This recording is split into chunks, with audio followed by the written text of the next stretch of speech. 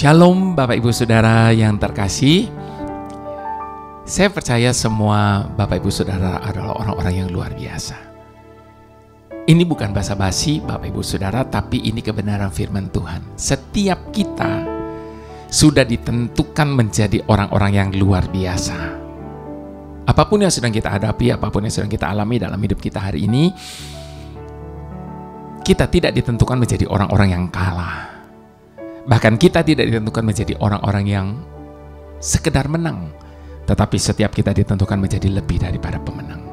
Dan itu adalah goalnya kita, bahwa kita ini harus menjadi lebih daripada pemenang. Nah, di dalam menjalani kehidupan kita untuk sampai menjadi lebih daripada pemenang, tentunya diperlukan adanya perjuangan. Sebab tidak akan ada kemenangan tanpa perjuangan. Dan tidak akan pernah ada perjuangan tanpa usaha. Nah, untuk itu Bapak Ibu Saudara, kita harus menjadi kuat menghadapi kenyataan apapun dalam hidup ini, Bapak Ibu Saudara. Sebab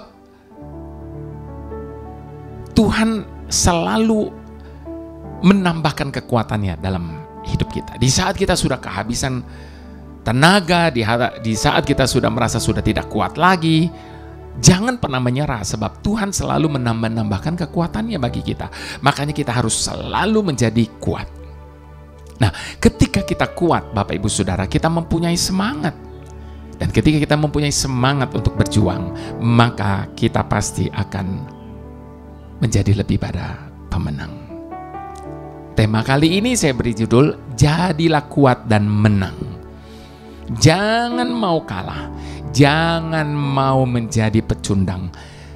Jadilah kuat dan jadilah lebih daripada pemenang. Nah, Bapak Ibu Saudara, sebelum saya berbicara lebih lanjut mengenai hal ini, mari kita satukan hati, kita mau berdoa terlebih dahulu. Bapa sumber segala kekuatan dalam kehidupan kami, terima kasih ya Bapa, ketika kami harus melewati segala sesuatu dalam hidup ini, tangan-Mu itulah yang membuat kami menjadi lebih daripada pemenang.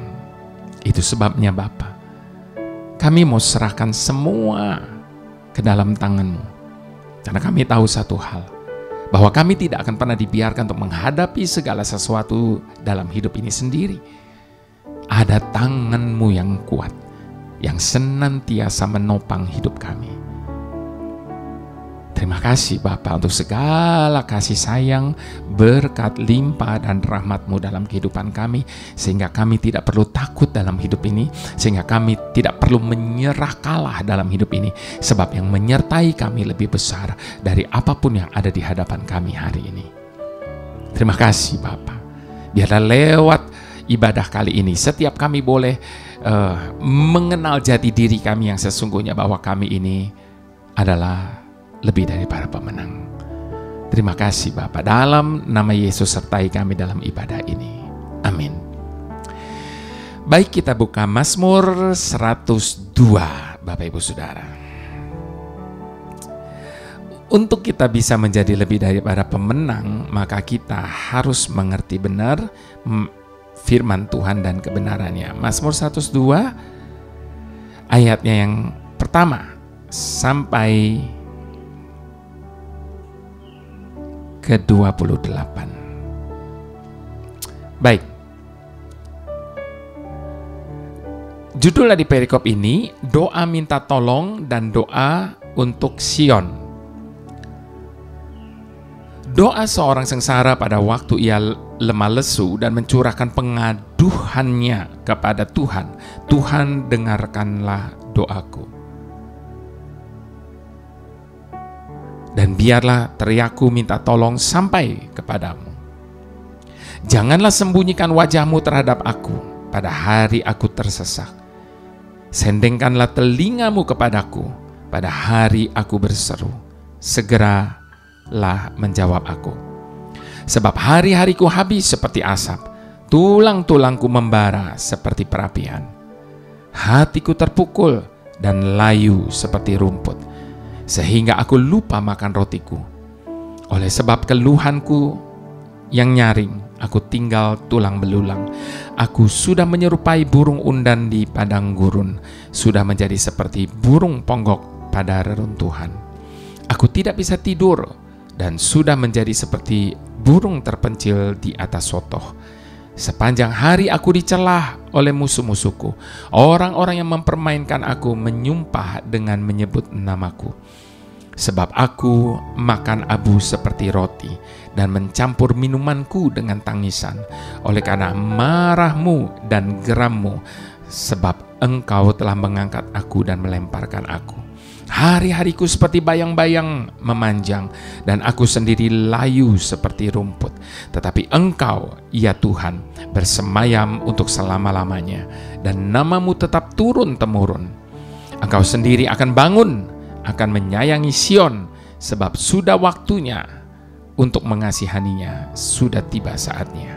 Sebab hamba-hambamu sayang kepada batu-batunya, dan merasa kasihan akan debunya. Maka bangsa-bangsa akan menjadi takut akan nama Tuhan, dan semua raja bumi akan kemuliaanmu. Bila Tuhan sudah membangun Sion, sudah menampakkan diri dalam kemuliaannya, sudah berpaling mendengarkan doa orang-orang yang bulus dan tidak memandang hina doa mereka, biarlah hal itu dituliskan bagi angkatan yang kemudian, dan bangsa yang diciptakan nanti akan memuji-muji Tuhan, sebab Ia telah memandang dari ketinggiannya yang kudus. Tuhan memandang dari surga ke bumi untuk mendengar keluhan orang tahanan, untuk membebaskan orang-orang yang ditentukan mati dibunuh.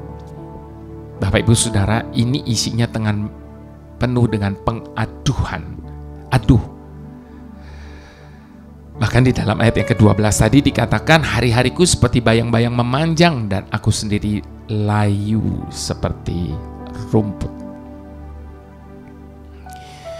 Bapak Ibu Saudara, adakah kita juga merasa seringkali mengaduh kepada Tuhan? Adanya masa-masa sukar mungkin tidak dapat kita elakkan, terjadi dalam kehidupan setiap manusia di muka bumi ini. Tanpa terkecuali kita yang menyebut diri kita sebagai anak-anak Tuhan. Masa-masa yang kita rasakan seperti sebuah perjalanan di padang gurun. Pedihnya diterpa abu dan debu. Dengan terik matahari yang begitu menyengat pada siang hari, dan kedinginan yang menusuk dan membuat menggigil tubuh pada malam hari. Semua ini menjadikan sebuah perjalanan, pengalaman hidup yang sama sekali tidak menyenangkan. Namun di saat Tuhan sedang mengizinkan setiap kita untuk mengalami dan melewatinya, Ia tidak akan pernah tinggal diam. Ia bukan hanya sekedar menopang kita sampai kita bisa keluar dari sana, tetapi tanpa kita sadari, Ia juga telah mempersiapkan kita untuk tetap kuat dalam menjalaninya. Dan setiap kita akan tiba di tempat tujuan yang Ia telah tetapkan dengan berkemenangan. Nah, Bapak Ibu Saudara, sama seperti bangsa Israel. Saat mereka sedang berada di padang gurun, terbukti bahwa Tuhan tidak pernah meninggalkan mereka. Ditandai dengan banyak bukti berupa tiang awan dan tiang api yang menyertai mereka. Bahkan Ia selalu memberikan pertolongannya dengan sangat nyata. Musa sebagai pemimpin yang membawa keluar bangsa Israel dari Mesir, sebelumnya telah dibawanya menghadapi dan mengalami pengalaman bagaimana bertahan hidup di padang gurun. Saat ia lari ke padang gurun karena telah membunuh tentara Mesir. Pada saat ia membela bangsa Israel dari perlakuan yang tidak adil, perbudakan turun-temurun. Dan tinggallah Musa di padang gurun selama 40 tahun sebagai suatu proses pelatihan dari Tuhan. Untuk 40 tahun berikutnya dia membawa bangsa Israel berjalan di padang gurun. Agar suatu saat nanti dia akan mampu untuk membawa umatnya berjalan di jalan yang belum pernah dilalui oleh mereka. Itu sebabnya Bapak Ibu Saudara, lewat semua permasalahan yang terjadi, sebenarnya Tuhan sedang terlebih dahulu memproses kehidupan Musa. Yang dahulu besar sebagai anak Firaun, dengan segala kenikmatan dan kenyamanan ketika ia tinggal di sebuah istana dan menikmati kuasa di sana selama 40 tahun. Namun setelah itu Tuhan membentuknya di padang gurun selama 40 tahun lagi. Sehingga lewat proses pembentukan itu ia menjadi sebuah pribadi yang sabar dan memiliki hati yang lembut. Dan di tempat pelariannya di padang gurun, Musa diubahkan Tuhan menjadi manusia yang baru. Sampai ketika dia diutus kembali ke Mesir, ia bukan lagi sebagai Musa yang lari ketakutan, namun sebagai Musa yang baru, yang telah diperlengkapi untuk mengenal dan sanggup berjalan bersama dengan Tuhan, untuk membawa keluar umatnya dari perbudakan bangsa Mesir. Itu sebabnya, kalau saat ini kita sedang diizinkan Tuhan untuk berada di padang gurun kita, yaitu suatu kehidupan yang kita lalui bukanlah sebuah kehidupan yang mudah, di mana ada begitu banyak ketidakpastian dan ketidaknyamanan, karena jalan yang biasa kita lalui seakan telah sirna. Sementara yang kita hadapi saat ini adalah sebuah perjalanan yang sangat jauh berbeda dari yang biasa kita jalani. Bisa saja karena kita merasa kehilangan, kepedihan, kepahitan, dan masih banyak hal lain yang menjadikan sebuah ujian yang begitu berat, sehingga membuat kita merasa tidak akan mampu untuk melewatinya. Nah, Bapak Ibu Saudara sekalian, sebagaimana tertulis di dalam Mazmur 102 ayat kedua dan keempat, biarlah setiap kita juga dapat berkata, Tuhan, dengarkanlah doaku, dan biarlah teriakku minta tolong sampai kepadamu. Janganlah sembunyikan wajahmu terhadap aku. Pada hari aku tersesat, sendengkanlah telingamu kepadaku. Pada hari aku berseru, segeralah menjawab aku. Sebab hari-hariku habis seperti asap, tulang-tulangku membara seperti perapian. Percayalah kepada kasih setia Tuhan dan agungnya rencana Tuhan, karena masa-masa sukar akan kita lewati. Sekalipun hari-hari kita seakan-akan habis dalam panasnya kesesakan, namun percayalah, sebenarnya Tuhan telah mempersiapkan kita untuk dapat menjalaninya, dan sedang mempersiapkan kita untuk dapat menjadi berkat yang lebih besar di hari esok. Mungkin kita sedang tidak dapat memahaminya saat ini, tetapi cukuplah kasih karunia Tuhan bagi kita. Ia tidak akan pernah meninggalkan dan membiarkan kita. Karena dalam kelemahan kita, kuasa-Nya lah yang menjadi sempurna. Tuhan sedang membawa kita memasuki dalam sebuah pengalaman yang baru, yang membuat kita menjadi manusia baru sebagaimana halnya Musa. Mungkin saat ini kita sedang perlu didesak, sampai kita merasa tidak mampu melakukan apa-apa lagi, dan hanya mampu bersandar kepada Tuhan saja. Di saat seperti itulah segala kesombongan dan kekuatan kita sedang dikikis habis, sehingga pada akhirnya hanya kebesaran Tuhan saja yang akan terlihat. Sekali lagi Bapak Ibu Saudara, bersabarlah, karena semua yang kita jalani tidak akan berlalu dengan sia-sia. Kita akan keluar lebih dari pemenang, melewati padang gurun kehidupan yang mungkin menyengsarakan kita. Kita pasti akan keluar dengan utuh dalam pemeliharaan tangan kasih setia-Nya, dan semuanya akan berakhir dengan sebuah kesaksian hidup, sebagaimana tertulis di dalam Mazmur 102 tadi, di ayat yang ke-19 sampai ke-21.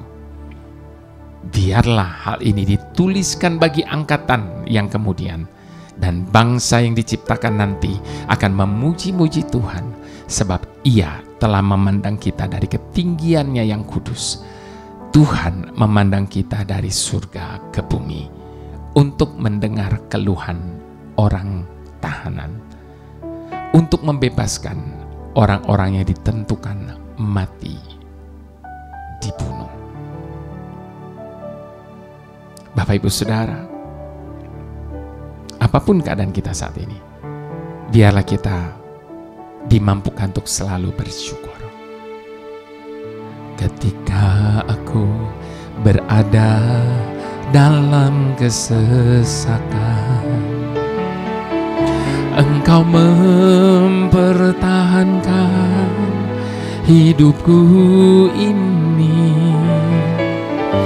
dan tangan kananmu menyelamatkan aku. Yesus selalu menyelesaikan bagiku. Ketika aku berada dalam kesesakan, Engkau mempertahankan hidupku ini, dan tangan kananmu menyelamatkan aku. Yesus selalu menyelesaikan bagiku. Ku bersyukur buat kasih-Mu yang tak pernah berubah. Ku bersyukur buat kebaikan-Mu sekarang dan selama-lamanya. Apapun keadaan kita saat ini, mungkin Tuhan sedang mengizinkan kita berada dalam kesesakan, sebab tidak akan pernah terjadi kesesakan dalam hidup kita tanpa seizin daripada Tuhan.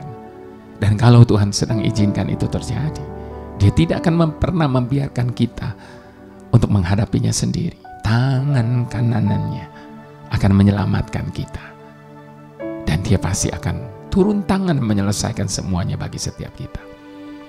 Bagian kita hanya bersyukur, sebab kita percaya di atas ucapan syukur kita kepadanya, maka kuasa-Nya bekerja,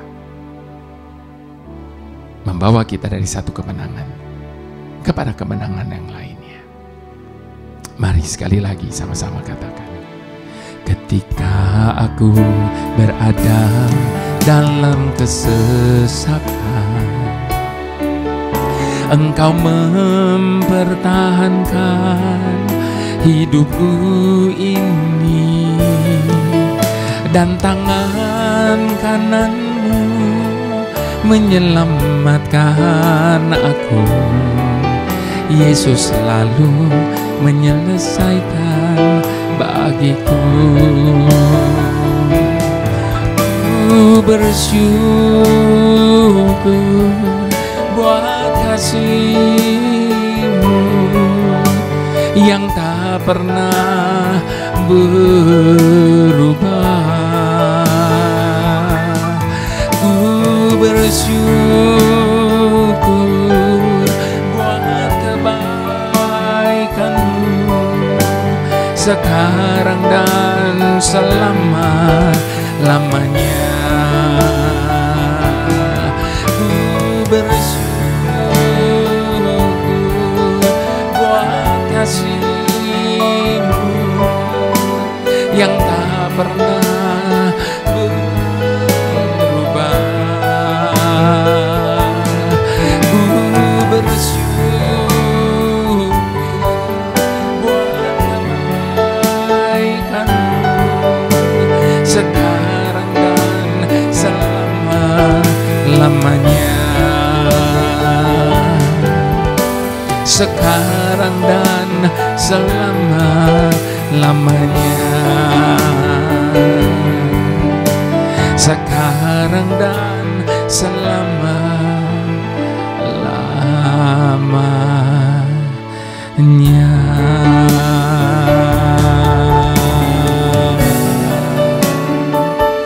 Kami bersyukur hanya kepada-Mu Tuhan, sekarang dan selamanya. Hanya Engkau-Lah Tuhan yang mengangkat kepala kami dan membela kami sekarang dan selamanya.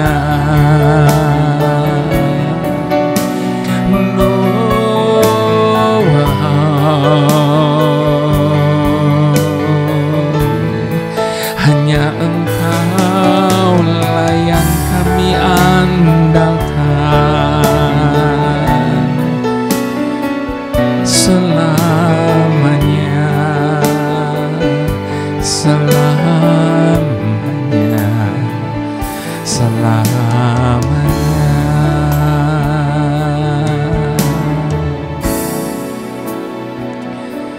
Bapa yang selalu sanggup untuk mengubah segala sesuatu, mampukan kami untuk dapat melihat sebagaimana Engkau melihat, bahwa di balik segala sesuatu yang terjadi dan yang kami alami dalam hidup ini, Engkau melihat jauh ke depan. Mampukan kami untuk menyadari bahwa di balik segala sesuatu yang terjadi dan kami alami dalam hidup kami ini, pasti ada maksud yang baik di balik semuanya itu. Mampukan kami untuk percaya, segelap apapun hari-hari di hidup kami saat ini, pasti ada saatnya kami melihat terang kembali bersinar. Mampukan kami untuk percaya, sedahsyat apapun gelombang, badai yang tengah menghantam hidup kami saat ini, badai itu pun pasti akan berlalu dan akan ada pelangi yang indah setelah itu. Mampukan kami untuk percaya bahwa Engkau adalah Tuhan yang tidak akan pernah berpangku tangan melihat pergumulan kami. Bahkan tangan kanan-Mu senantiasa menopang kami di saat kami sudah tidak mampu berdiri lagi. Sebab itu janji-Mu Bapa. Mampukan kami untuk percaya, kalaupun seakan Engkau sedang berdiam diri, sesungguhnya di belakang kami, Engkau tidak pernah berhenti bekerja untuk menyelesaikan setiap permasalahan kami. Terima kasih Bapa. Karena kami tidak pernah sendiri. Ada Bapa yang selalu bekerja untuk mendatangkan kebaikan bagi kami. Mari Bapak Ibu Saudara yang dicintai Tuhan, kita angkat kedua tangan kita di hadapannya. Sebab hanya oleh karena berkat yang daripada Bapa di dalam anak yang tunggal Tuhan Yesus Kristus dan di dalam persekutuan dengan Roh Kudus yang akan selalu menemani, menolong kita menghadapi segala sesuatu.